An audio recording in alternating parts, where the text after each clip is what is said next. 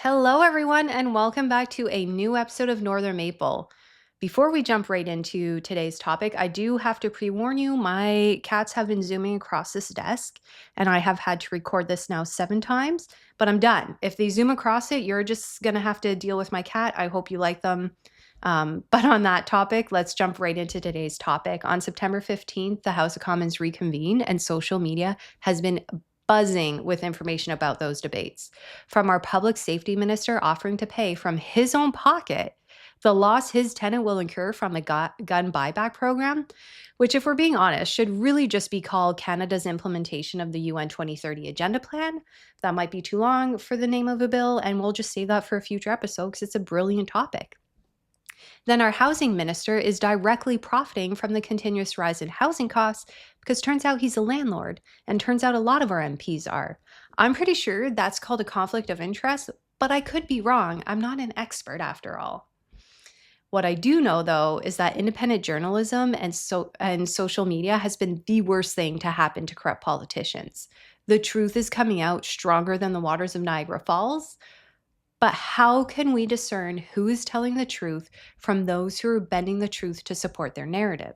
For instance, how do we know what Conservative MP Rosemarie Falk is saying is true or is a true representation of the events that took place regarding Bill C-3, an act to amend the Citizenship Act, today's episode? Especially when Liberal MP Arielle Kayabaga, and I do apologize, I know I did not say that properly, she claims that the Conservatives stated that they would support the former Bill C-3 from the previous administration, which was Bill C-71, and they are now opposing it. Who are we supposed to believe and why?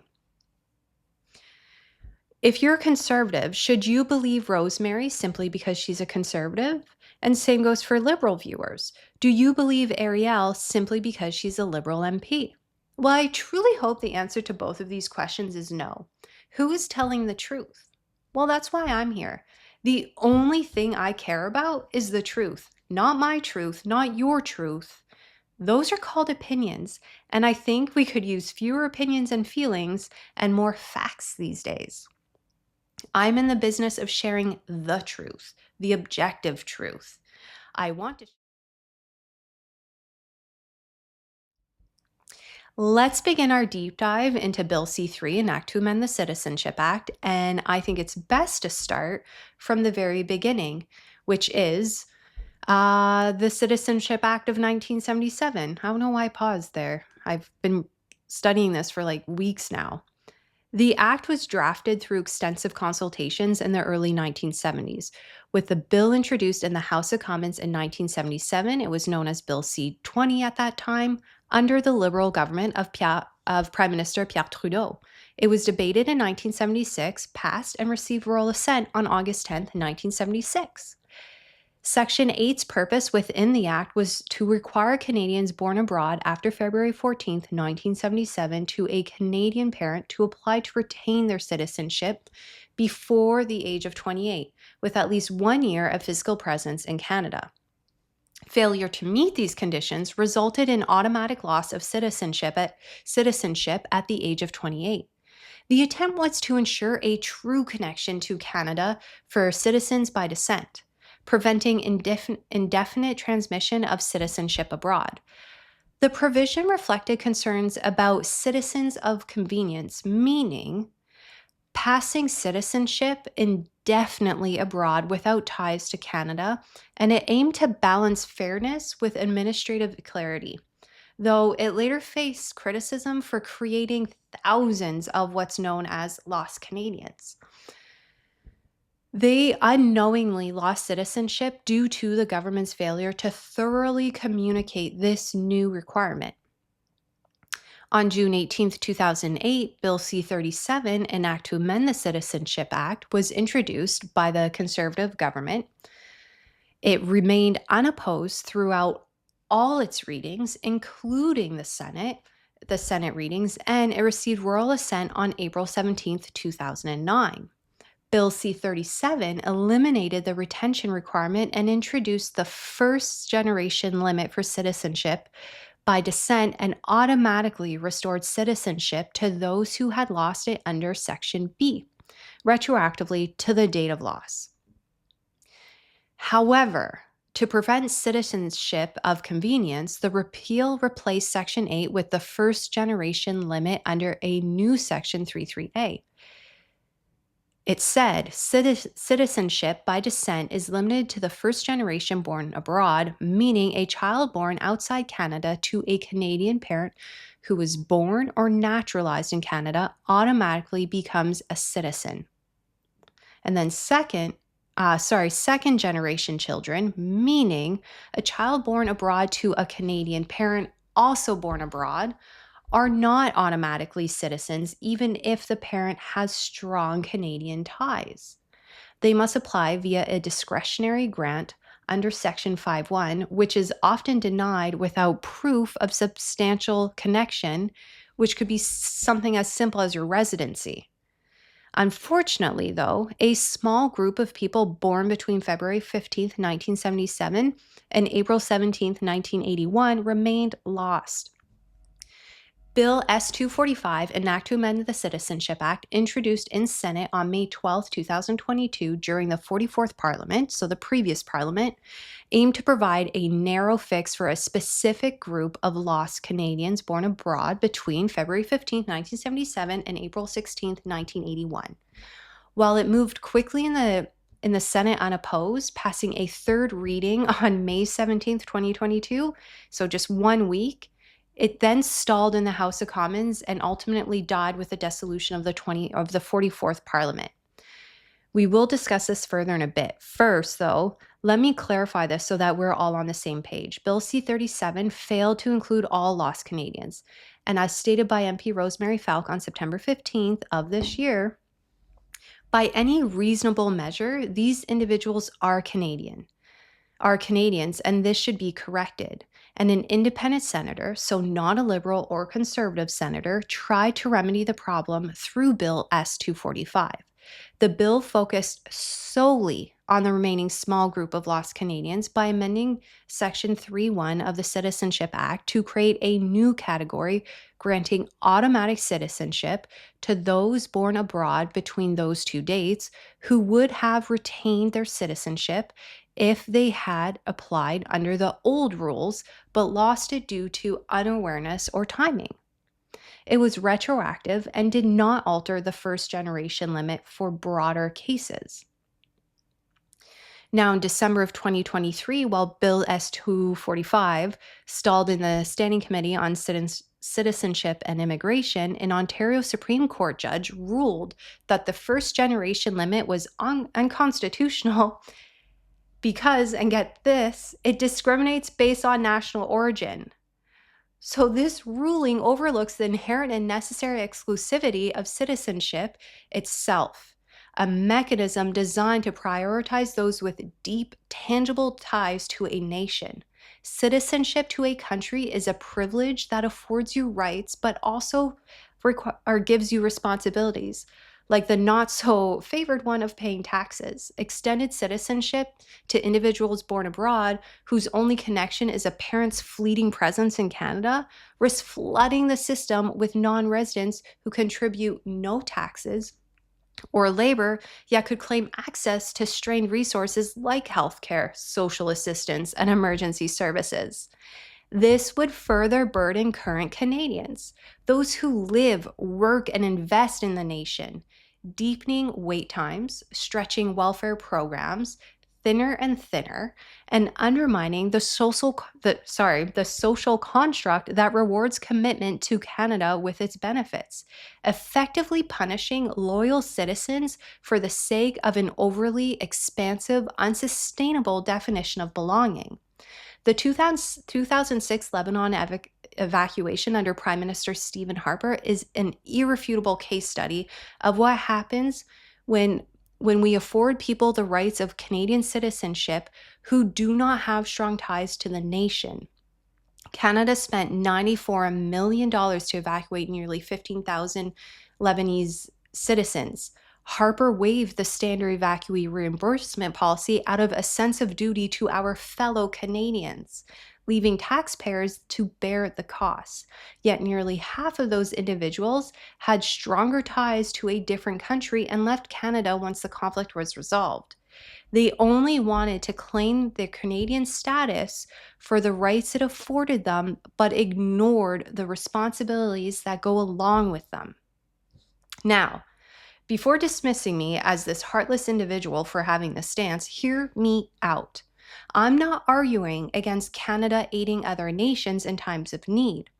My concern is that extending citizenship to those with only tenuous ties, people who don't view Canada as their true home, invites exploitation of the privilege it affords, from healthcare to emergency evacuations.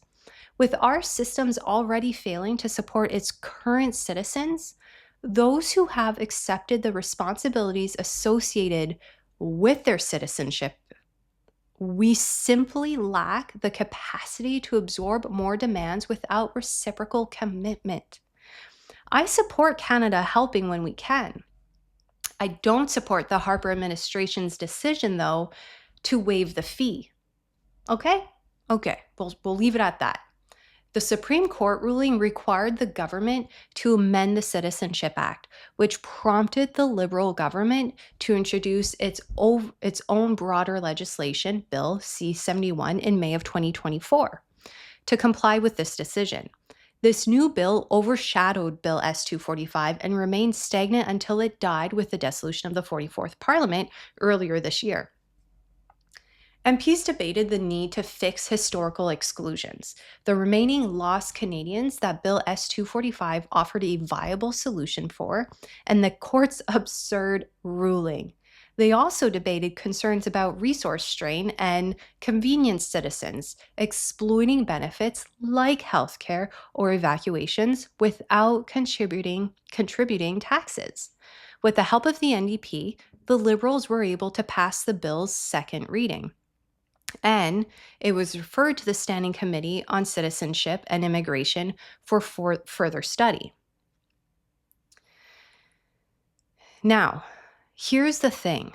Regardless of your opinion of the court's ruling, Bill S-245 was drafted to address one specific problem separate from that ruling. It was targeted and well measured. It sought to ensure that remaining lost Canadians receive their citizenship. That's it.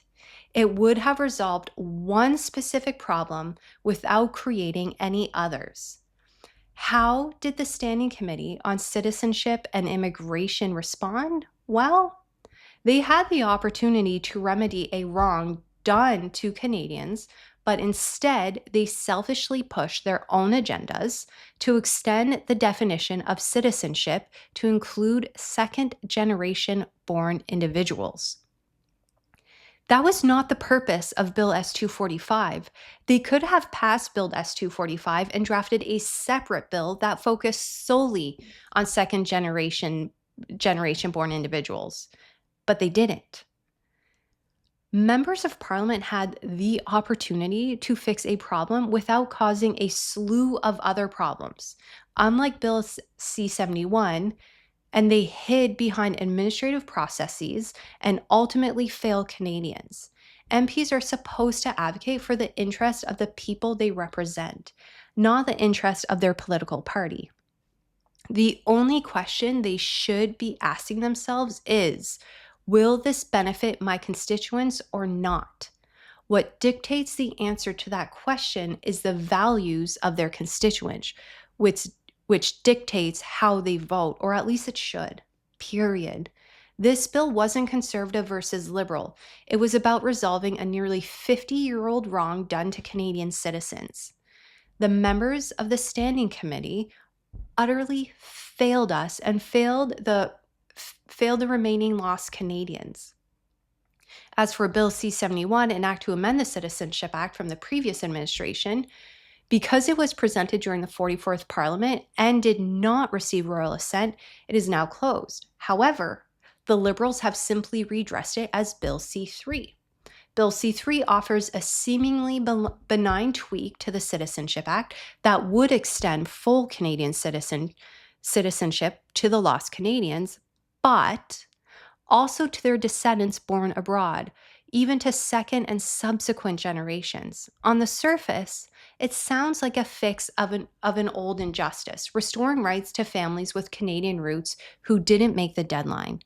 But when you dig deeper, and it's a one-way street. These new citizens, people who may have never set foot on Canadian soil or even filled a T4 tax return, would gain immediate, unrestricted access to our universal health care, to our social programs, and to public services, all funded by you and all without a single day of contribution in return. Conservatives are right to oppose this bill. It isn't equity. It's dilution of what it should mean to be a Canadian, and it's exploitation of the true Canadian citizens. To put it bluntly, it's slavery through taxation. Your time is being exploited for the benefit of others, period. Taxpayer dollars has been beaten into meaningless at this point. It's simply a buzzword that lets us forget the human cost involved. Taxes isn't simply money we pay the government. It's time we sacrificed in order to support our families. Every single paycheck is time traded away. The overtime shifts that steal evenings with your kids, the commutes that grind your patients to dust, the weekend sacrifice to cover the mortgage or even the grocery bills. Time, the one resource money can't buy, the finite spark that powers everything we build. Canadians give over 30 to 50% of that in income tax to Ottawa, and that's not including all the other taxes we pay, the sales taxes, the carbon taxes, tax upon tax upon tax. We don't do it out of charity, but because it's the pact we all made. I give my time, you ensure my family will have access to education, medicine, and a safe community. Just to name a few, by the way. We expect a lot more from our government. Bill C-3 flips that pact on its head. It demands we pool our sacrificed hours to bankroll strangers who offer nothing in return. No residency, no work, no taxes. Why should the mechanic in Manitoba or the nurse in Nova Scotia see their overtime fund MRIs for someone whose only tie to Canada is a passport stamp on a grandparent's birth certificate? Seriously. This isn't generosity, it's forced tribute, eroding the mutual trust that binds us together. How does this make Canada strong? That promise the Liberals gave us, the promise that got Carney elected? Well, it doesn't. It frays the sinews of our nation. Strength comes from shared sacrifice, not unilateral giveaways. A citizenship earned through sacrifice fosters resilience. One gifted from afar breeds resentment. How will it reinvigorate a sense of community and unity among true Canadian citizens? The ones who've weathered recessions, wildfires, and skyrocketing crimes together. It won't. Instead, it deepens the divide. Us, the time givers, versus them, the uninvested recipients. And division is what keeps us distracted and petty. For those Canadians who do need our social programs, our veterans waiting months for surgeries, the families stretched thin by inflation, how does this help them? Our healthcare system is already buckling under wait lists that stretch into years, with ERs turning away the vulnerable and doctors fleeing south. It's not sharing abundance, it's spreading scarcity. Every new name on the list means less care for the ones already waiting in pain. MP Rosemarie Falk said it perfectly. Our Canadian identity is rooted in our shared values and our deep connection to this country. With our Canadian citizenship, we are granted rights and responsibilities. We deserve better than a bill that treats citizens like a family heirloom passed down without strings, while our own burdens grow heavier. My recommendation? Contact your MP today. Demand amendments that tie rights to real connections, mandatory residency, or contribution thresholds for access to full benefits.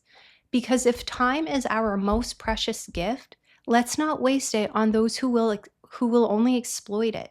Let's rebuild a Canada where every citizen earns their share of the load, or shares their share of the load, and reaps the rewards. That's the true Canadian promise, and we need to stand against policies that erode the promise future generations deserve to have. I so look forward to the day that I do a bill review that is actually beneficial to Canadians and not exploitive. Bill S-245 was a great example of a bill that was beneficial, reasonable, and practical. It addressed one problem, offered an ethical solution, and that's it. No hidden agenda, no manipulation, just a solution to a problem.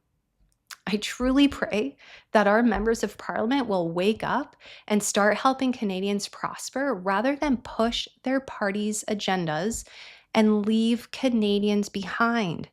I am so bitter, like beyond bitter, about the fact that our members of parliament earn upwards of $300,000 a year annually, paid by our time, our sacrifice, and our present Canadians, with bills like these that devalue what it means to be Canadian.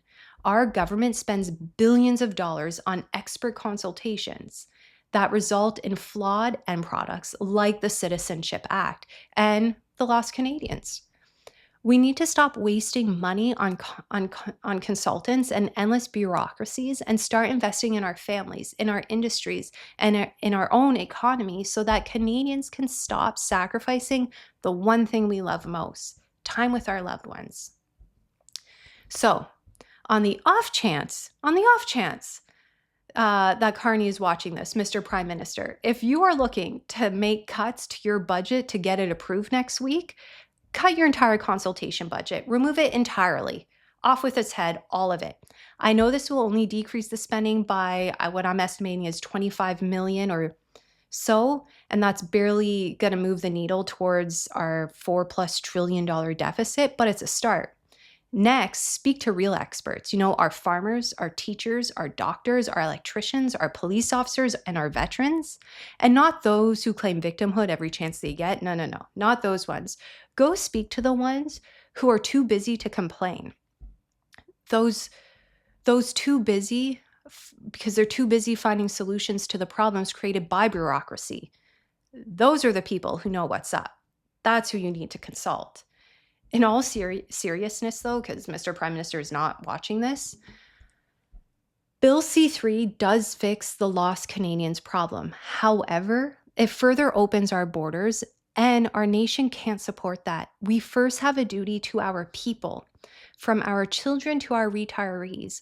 We all deserve better for the time we sacrifice for our nation each day. For me, Bill C-3 just highlights how little our government values the people they are called to serve. To all our MPs, especially our Prime Minister, do better. Work harder than the single parent working over 3 jobs to provide for their children. Protect the nation more fiercely than our service members. Sacrifice more than you are asking Canadians to sacrifice in this moment. Now, with the budget vote around the corner, we will soon find out whether or not the Carney administration will keep their promises and make Canada the fastest growing G7 economy, or will they lead us into financial collapse as predicted by the public budget officer. Only time will tell on that one. For our next episode, I was planning on reviewing Bill C-3.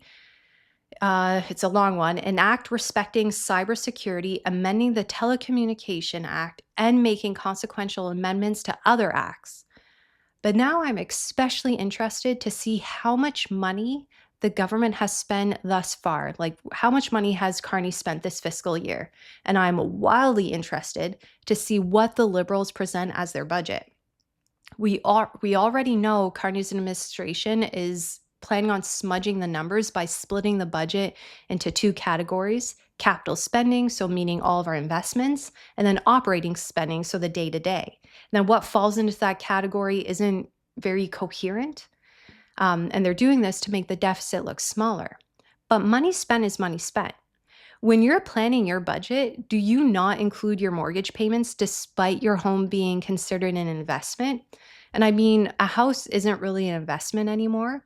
Not when you add, well, first the cost of the home, mortgage rates, property tax, possible equity tax on homes, all the repairs, all of it.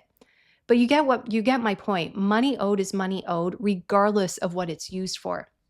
And unless Carney is willing to sacrifice more than what he's asking Canadians to sacrifice, enough is enough. Enough with the exploitation of Canadians' sense of community and kindness. Like, my goodness, you might not want to read his entire book, but just read the introduction. Carney raves about how sacrificial Canadians are for the common good. Only a prosperous nation has the freedom to be generous to others, and Canada is the furthest thing from prosperous right now. Our leadership has prevented that for over a decade. This whole climate change crisis is an absolute global false flag, which I should really just do an entire episode or even a series on, because there's a lot of information there that people are twisting and using the scare factor, all of it. But okay, I do need to cut myself off here, or else I'll just keep rambling more and more. I will see you all next time for either a breakdown of Bill C-8 or a breakdown of the Liberal spending. I haven't quite decided yet.